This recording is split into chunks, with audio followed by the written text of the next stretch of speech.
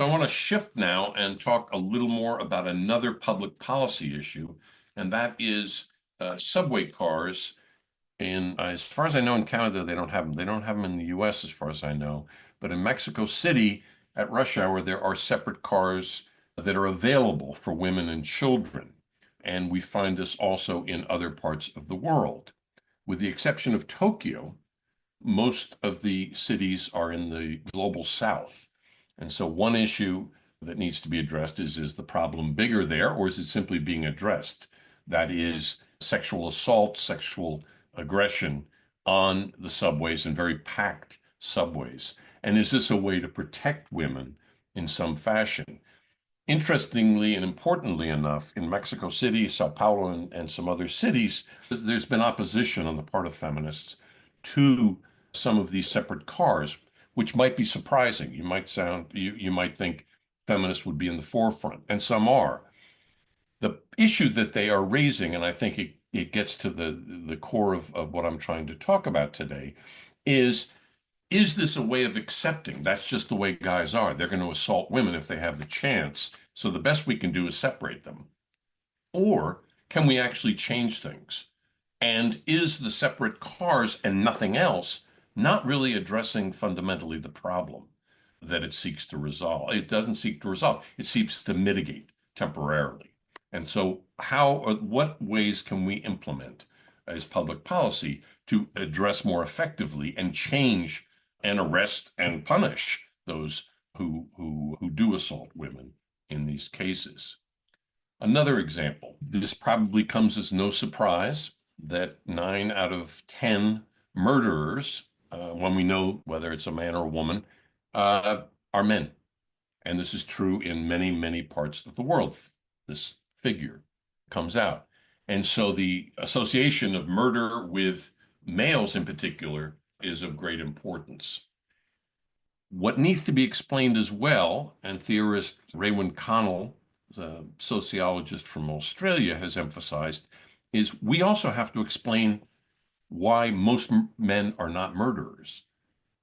Overwhelmingly, murderers are men, but overwhelmingly, I don't know whether you can see it, but there is a tiny little red dot on the left on the male cone, and it's virtually invisible on the right for the female cone.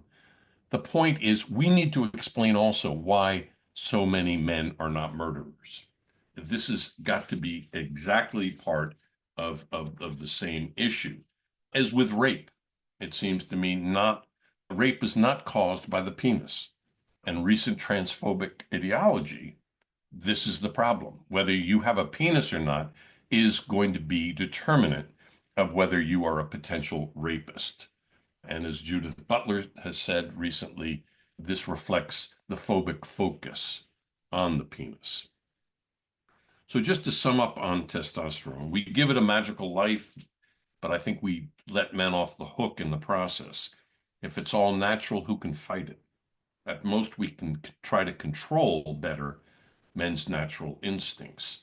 It's used to explain more than it actually can about violence and sexual predation. And it's big business, not only for supplement companies, but also for academics writing about it.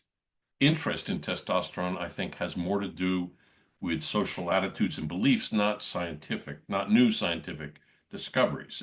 Testosterone studies get funded. And let me switch now to the final topic, which is fixed and flexible categories. And this is also from Butler. I've never quoted Butler twice in any talk I've ever given, but I do today because I like a lot of what they're saying in their recent book. And Butler actually backed off of some of what they had written previously, particularly in terms of performativity, and has basically learned from a trans movement, part of which emphasizes, indeed, binary categories as being extremely important. Others in the trans movements do not. But Butler has felt this is important to talk about.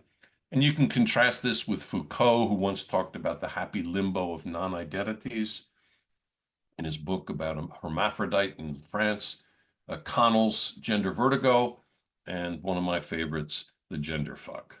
Also, feminist psychoanalyst Jacqueline Rose, has written provocatively on some of these topics, and I don't want to leave out the issue of the unconscious as being involved here.